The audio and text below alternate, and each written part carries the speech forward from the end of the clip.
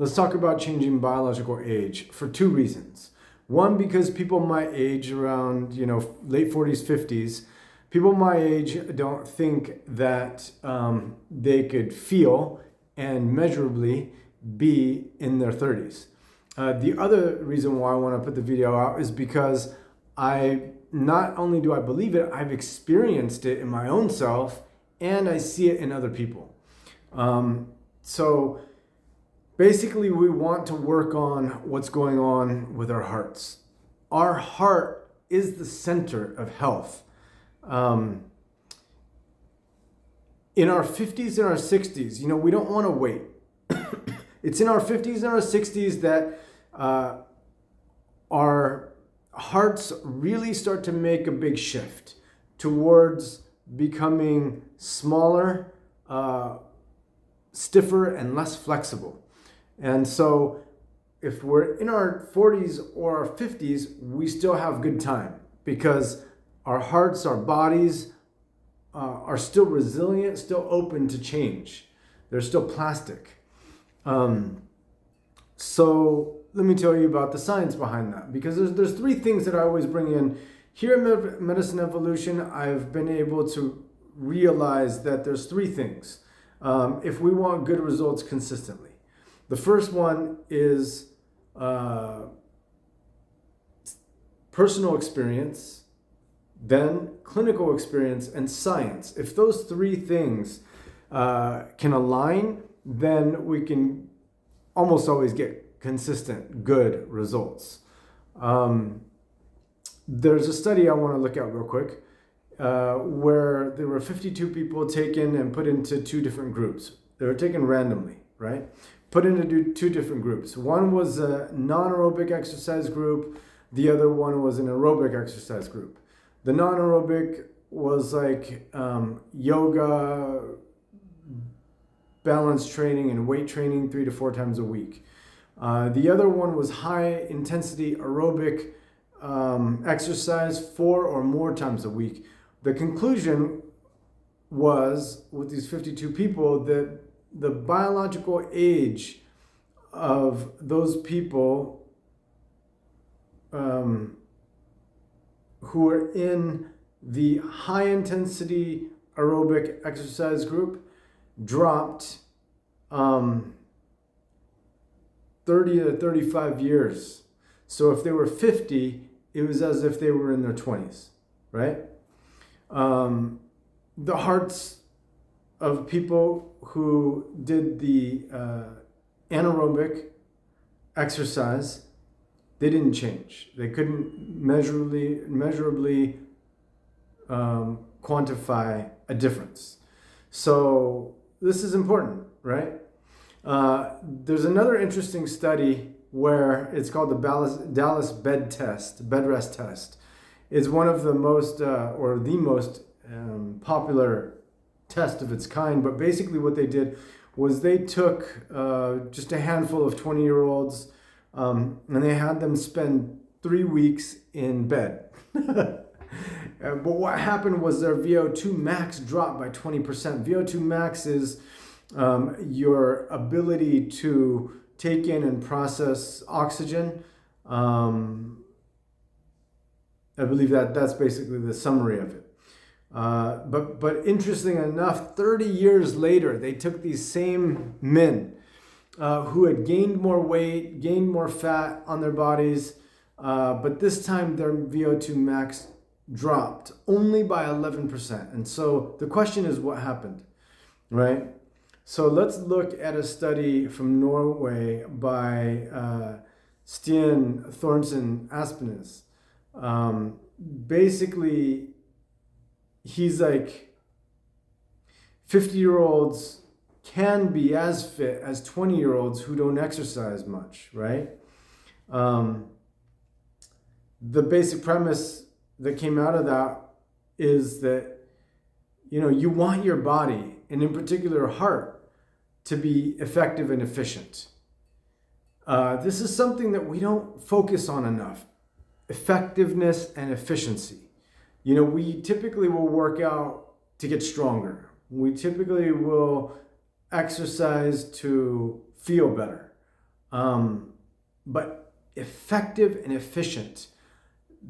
Those things are, in my mind, they tell us about change. They tell us about adaptation.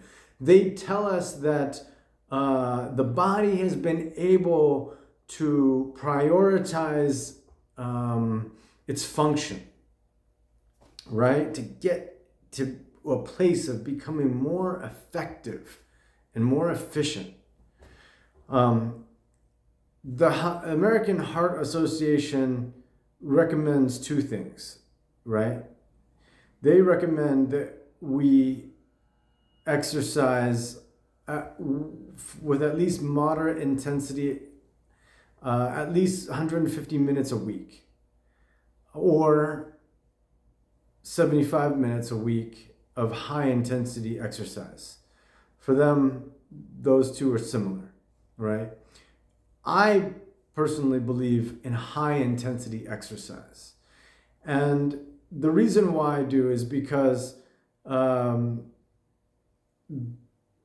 back a few months ago, going all the way back and consistently going back to COVID, so 5 years ago, I started running. And I started running like long distance. I ran because I hated it. It was the exercise that I hated the most. And what I chose in that regard was I ran trails and hills. I still, to this day, love to run trails and hills, even though initially I hated it. And I hated it because of a lot of things. I wasn't good with, my cardio wasn't very good. My VO2 max wasn't good. My mental around difficulty wasn't good. And part of that difficulty was like on every step going up a hill, it's almost like you're wearing roller skates, especially in the dead of the summer when the ground is dry and under every step you have pebbles, rolling you back downhill. And so fighting against all of even small things like that were tough mentally. But you can see how exercise makes you stronger, both physically and mentally. And these two things are really important in terms of health.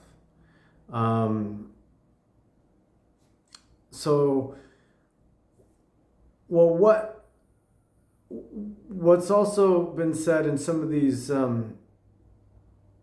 articles that I've been reading is that, hey, at the very least, activity is more important than age in determining fitness levels. So, physical condition, the physical condition of a person is kind of like a report card. It'll tell. It's a single sign. It's one sign of overall health.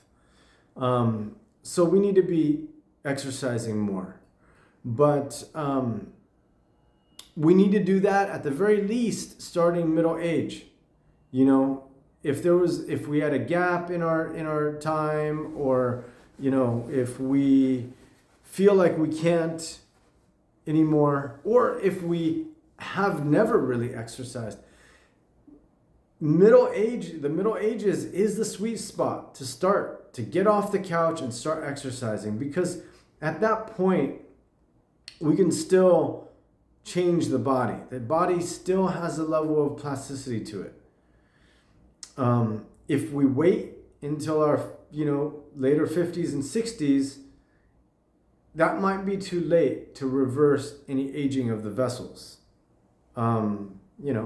The body just becomes more stiff. So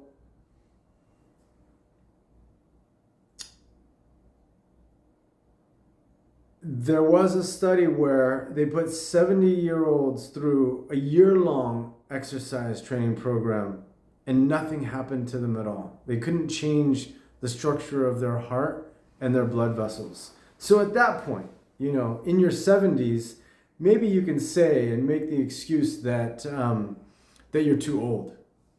But let's not do that in our 40s, 50s, or even 60s. And I think that's true. I see it. Years of running for me was very good. And this is the point that I was making earlier, but I got sidetracked. Running was very good. It was helpful in a lot of ways. But one thing it wasn't doing was it wasn't taking fat around my midsection. And that's where we don't want fat. We don't want fat around the organs. That's another measure, simple measure of our fitness level, of our health, overall health level.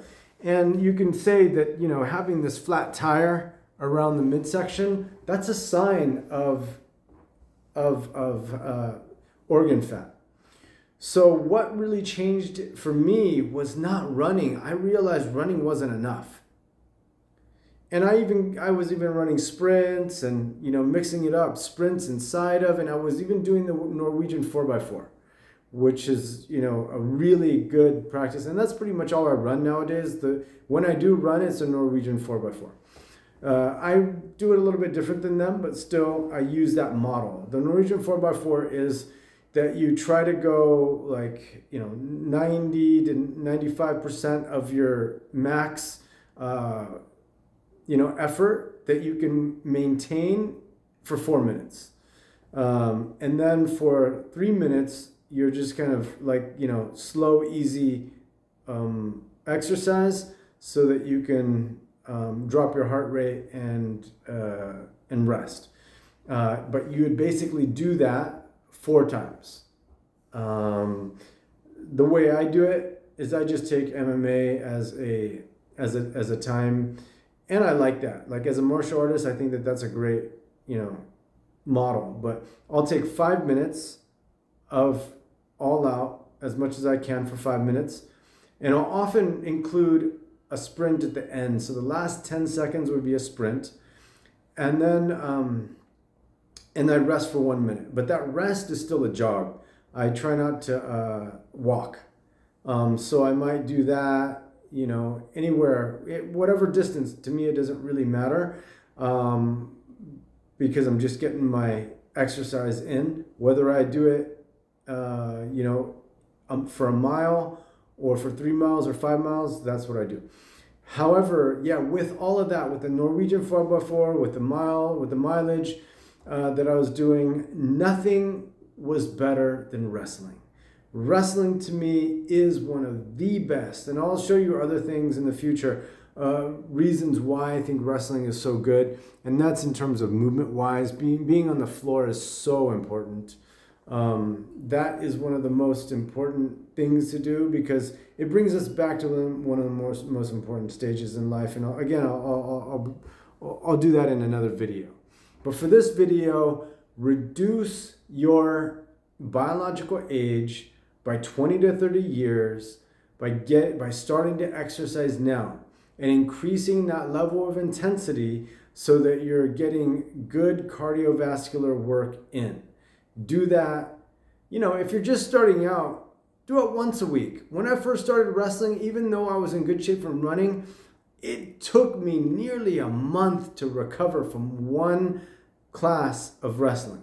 And that's when we used to only do it for an hour to hour and a half. Some of our wrestling days nowadays go to 2 hours, 1.5 to 2 hours for the adults. So it's been hard, but there have been other people in my wrestling class that are older than me. I'm usually the first or second eldest person in the class. But there was a guy who's older than me, and he was more out of shape than me, heavier set than me. He is killing it out there now. So it's it's all about choice. And in other videos, we'll talk about injuries as well.